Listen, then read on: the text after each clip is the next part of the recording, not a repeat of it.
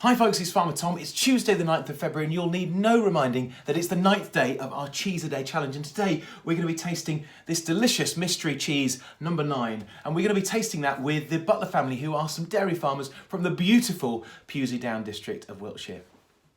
So, welcome the Butler family. I'm so excited that you're here tasting very exciting cheese number 9 today. Could you just introduce yourself? Hello, I'm Farmer David Butler. Hello. I'm Sophie. Hi, Sophie. Hi, Catherine. I'll welcome you guys. This is going to be a really exciting tasting today. Have you been tasting cheeses already? We have. Yeah. Lots of cheeses. They've been Yeah. really yummy. Lots of surprises. You Yeah. probably tasted a few last week. Did you have a favourite? Was there a family favourite? I think the Number first one. one, number one was our firm favourite at the moment still. So that was the Irish cheese, the Durris. Yes. Yes. From Oh, County Cork. County Cork, where my mother comes from. Oh, I see. So there's a family connection there. Fantastic. Yeah, no, that was a beautiful cheese, wasn't it? And very popular. Very good opener. So a lot of people agree with you. A lot of people agree with you. Now you're, I guess, homeschooling. Yes. How has homeschooling been? What have you two been? Well, what have you for? But what have you two, particularly you younger two, been learning this morning? I especially enjoyed maths today. Fantastic. Maths is so important in so many, including farming. So that's really good. Well done, Sophie. And just another question for you two: who would your favourite teachers be? Mummy. Oh, fantastic! Brilliant. Well, And Daddy. Sometimes. oh, very good. But Bertie's made a balloon, so he wanted to show he's made a hot air balloon. That is fantastic. Are you No, learning take about it away now, hot air Bertie. balloons? On back That's to so the tea. creative. Well done, you guys. It sounds like you've been having a fun on lockdown. Yes. Good stuff. And you're all still friends. I'm really pleased to see that. Mama. For the moment. Now, what time, the most important question I get asked as a farmer is, what time do you get up in the morning? Ooh. Sophie gets up very, very I Late. woke up 5 minutes before I was meant to log on to my thing this morning. So you're late at it. And though. when did I go? I When usually did I first wake out of up? bed. I usually get up about 6 o'clock, but tomorrow I'm getting up at 4:30. Okay, so 4:30 if you're milking. Early start tomorrow. Okay, brilliant. I don't know really when I wake up. Another question for you all as a family. Do you have a favourite cow on the farm? Well, I spoke with Abby Reader last week. Her favourite cow is Marjorie. And I spoke with another farmer whose favourite cow was number 47. What's your favourite cow? Bob and Buddy. They're my two favourite cats. My favourite cow was Willow. A lovely brown Friesian. I would have to talk about our bull. We have a bull called Magnus. I think he's the lucky bull. Brilliant.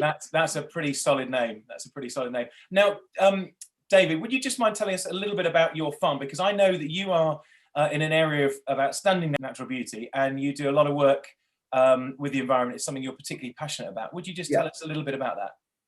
Okay, so we're in Pewsey Vale, and this area is very renowned in Wiltshire for both chalk downland and for our kind of deep, rich valleys in between. And we're a mixed farm here, so we have livestock and arable crops, and keeps us pretty busy. And we don't make cheese, but we do produce a bit of milk. Brilliant. And so probably another question, maybe for you, Bertie. Here's a question for you. When I came to visit you, Daddy had put, or I think he put, telegraph poles around your farm, but they didn't have any wires attached to them. What were they for? Remember? Can you remember? The boxes. That's right. Tell us a bit about that. That's fascinating. I've been quite inspired by you guys. I might take over. So yeah, it was a bit of an experiment to see if we can get some kind of different wildlife species to find some new homes. So we've actually got some bat boxes on there. We've got some bird boxes and even some insect boxes. But And we've even got bee boxes, and we saw a grass snake in our wild garden. yeah, that's a bit of a sidetrack. But in terms of the boxes, we've tried barn owl boxes, we've tried kestrel boxes, and we've also got some for house martins. Now they're only put in last year, so fingers crossed things will get busier, because often these boxes have to kind of bed in and settle down. So the insect boxes, the bees were straight in there. With the some of the bird ones, they're not being used yet, but I'm hopeful they will be maybe this year and going forward. You guys are bastions of nature-friendly farming, so thank you so much. Tell me about your foray into butterfly identification. it was really a realization a few years ago that I didn't know much about the ecology on my farm. And I suddenly realized, although I farmed in the countryside in a special place for a long time, I couldn't identify some pretty basic things. Butterflies kind of came to mind, because they're just very colourful, and there's a lot of them. I just realised I couldn't identify a lot of what I was seeing. And so once you start to kind of look around under your nose, you see all these things that are going on that perhaps before, when you were very busy, they just got overlooked. And particularly on our chalk downland, I had no idea how many species are up there until I started to look. And now my family are kind of following me on, and we're moving on to moths now. So butterflies are still very much an interest, but we're now doing a lot of moth trapping. And Bertie comes out a few times a year into the garden. We see what we can find in the garden in the moth trap, and that's where we're on to now. And there's about 2,000 species of moths, so there's enough to keep us going for a very long time with them too. Brilliant. Well, with a lot of these things, if you can't measure it, you can't manage it, and if you don't know it's there, then you can't provide for it. So that's brilliant. And Sophie, you've also been looking for certain prickly mammals, I think. I've seen a hedgehog. Hedgehog. In the garden. Hedgehog. In the garden, yeah. And I think you put some traps out to try and find some footprints. Tell me about that.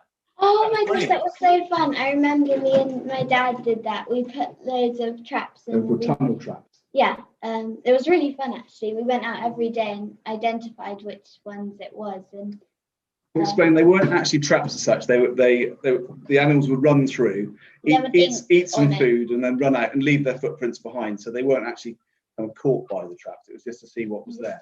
Do you remember what we found? We found quite a lot of different things. Yeah, it was super duper cool. Bird traps. Found shrews and all Mice. Mice, and there was a rabbit prints and all sorts. Yeah. There was lots of things. Oh, I bet that was absolutely fascinating, because so much happens at night when we're asleep. So Catherine, coming into a farming family, tell me just briefly about how that was. What was the peak and what was the pit? That's a hard question, Tom. Oh, the good things is, where we live is amazing. Country walks. We live in the most beautiful place. I think we do a great job. I love what we do.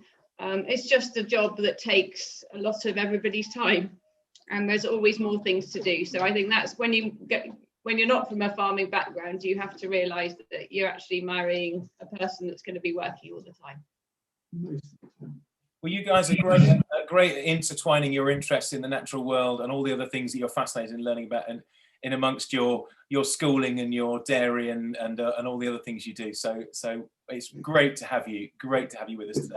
Now, you've sat so patiently. I thought the cheese has to get to room temperature. I'm sure after all this chat, it's probably at room temperature. So it's probably about time we got onto the cheese. So what we've got here is a pretty exciting cheese. It's made from goat's milk. It's a Golden Cross cheese, and it's from West Sussex. It's about 100 miles away from you guys. And there's a farm run by Kevin and Alison Blunt, and they have, I think they have about 400 goats milking on their farm. So I don't know how long it takes to milk a cow, but I imagine a goat. I think it's quicker. Yeah, goats are quicker. Obviously, should be quicker, but goats can be quite tough customers. I think cows, I can understand how you can be friends with a cow. A goat, I think, is always anything can happen. No. This is an award-winning cheese, so it won the Silver Award, Gold and Silver Award at the Royal Bath and West British Cheese Awards in 2016. It's won the Artisan Cheese Awards. It won a gold in 2016. It's won loads of other things. So it's a lot of people who taste cheeses a lot really rate this cheese, but we'll have to see what we think it is. This is it's a log-shaped goat's milk cheese, and it can be eaten fresh or matured. And coagulation, so kind of lump forming, takes 24 hours before the curds are ladled into long molds to form the log that you've got in front of you. And the cheeses are charcoaled, so they get a bit of charcoal dusted onto them before they mature, which basically then means you're going to have a velvety white penicillin mold on the surface. And do you guys know, do you young people know what penicillin is? You know what penicillin is? It's a difficult question. The medicine. Yeah, penicillin is a medicine. And so this mold was discovered many years ago as being a medicine. It's a pain relief medicine. So we'll see if you've got any cuts or bruises. If you eat all of this cheese, see if it makes you feel any better. Right. Better. Antibiotics. Yeah, exactly. Let's get into this. I don't know how you cut around cheese. I'm just. So you can do the cutting, or let Mummy do the cutting. Let Mummy do the cutting. Or you can do the cutting. You won't want too much. I can't wait until I'm trying it. Good. We'll get you a piece in the middle, Bertie, and maybe Daddy have a piece on the side, and then. Can I eat that piece? No, I think you can eat the rind on this. So that's the bit where your penicillin is. So I think we Your should. piece. Go. Okay. See what Glad to it see you're smells like. civilized down in Wiltshire. I just eat the whole thing straight down. But let's have a little smell, shall we? Shall I eat it? In a second, we'll all eat together. I'm not sure I can smell very much. Can you No, smell? I can't say I couldn't smell very much. I didn't have much of a smell at the moment. So Sniff, sniff. faint smell, a faint cheesy smell. Very faint smell. Let's get it down, shall we? That's right. Oh, I think I need a bit of this. The butter. Well, maybe we'll have some in a minute. Butter. Sure. So when I spoke with Tim Jones from Lincolnshire Poacher yesterday, Bertie and Sophie, he said one of the signs of a really good cheese is when you taste it. If it's a long taste, so if you can taste it, even if a minute or 2 minutes later, you can still taste that cheese. That's a sign of a really good cheese. It's building. It grows on you, actually, doesn't it? As you eat it, it continues to grow. It's building. Yeah. Yeah, it is. It's kind of 8 to 10 seconds, and then you're getting that kind of second What do you think, Bertie? around the side of the mouth. It's quite pleasant. Bertie's not so sure. I think it's quite nice. It's supposed to have a fine, firm, silky texture. Well, I think it's got that. Mm. And it's supposed to have a fresh citrus flavour. So I don't know if you get it, Bertie. Can you taste any lemony, citrusy flavours when you eat it? I could. No. I'm not saying I'm getting citrus. I'm not very good at these things, but it's a pleasant cheese. It's nice. Mm. Cheese is not my favourite, but I must say I like this. Well, So it's a win for us. Catherine, I must say I was tipped off by your husband in advance of this tasting. You may not be a big goat cheese fan, and the children were kind of juries out. But yeah, do you know this cheese tasting journey has taught me that I actually quite like blue cheeses. I quite enjoy some sheep's cheeses and goat's cheeses, and there's such a variety. Mm. It's been good to try different things. I've always just had cheddar, not really branched out into other cheeses. So, and every single day is a surprise. And this is a nice cheese. I generally do like goat's cheese. And no, this is it's nice to have some. A little summary of what we think of the taste. Sophie, what do you think of the taste? I think it's Nice, nasty, pleasant, good. I think it's quite rich and Creamy and flavour. and it's really creamy. And if you, it's a little bit. It tastes to me, and it might be the rind, a little bit nutty, or maybe that's the texture. I don't know. Agree. Brilliant. If you're going to eat this with something else, so at the moment we're just eating it on biscuits. If you're going to eat it with something else, or if you're going to have it in a sandwich with something, what would you have it with? Would you have it with, I don't know, like tomato ketchup? Probably not. Why? Or I like this balsamic thing called drizzle. Balsamic dribble, right? Yeah. that's some great insight. Thank you so much. What about anybody else? What are you guys? How are you finding the taste? How can you describe it? It's good. It's good. Well, one thing I've discovered this year, which I really like, is walnuts. So I'd probably have it with some walnuts to go with the nutty taste. Something I didn't know I liked, but I do now. So because it's a pleasant cheese on its own. And 4 or 5 walnuts a day, David, at our age, is supposed to be pretty good for us. Good. Really good. Bertie, what's your thoughts? You're not so sure, I don't think, about the cheese. What do you think? I don't like it. Bertie doesn't like it, but that's okay. He's still developing his taste. That's quite right. And it's important to try all these things.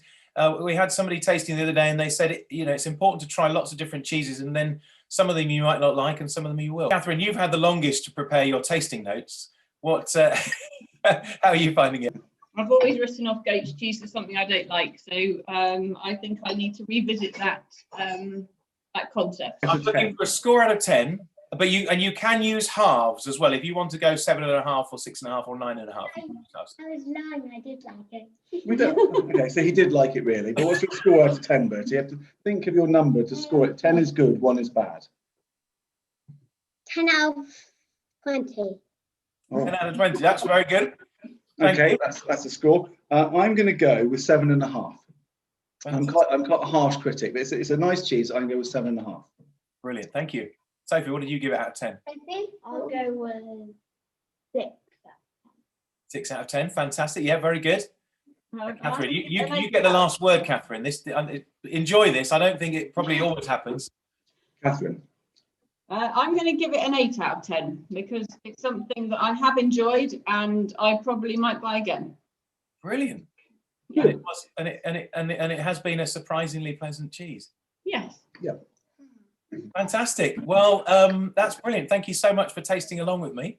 If you guys are tasting along as well with us here, then you might just want to share your views. You can use the hashtag Cheese a Day Challenge and perhaps give it a score out of 10 and share some of your tasting notes. We look forward to seeing what you think of this cheese when you get to it. But thank you so much, the Butler family. It's been absolutely brilliant to have you on. Thank you for answering questions so brilliantly. Thank you for your patience and your tasting notes and your scores out of 10. It's been fantastic. Thank you very much. It's been fun. Thank you for having us. Good luck for the rest of the month, and we'll be joining in with you. Oh, thank you so much. Thank you. Bye. Bye. Yeah, I like trying new things, and this is definitely something that I enjoy tasting. Yeah.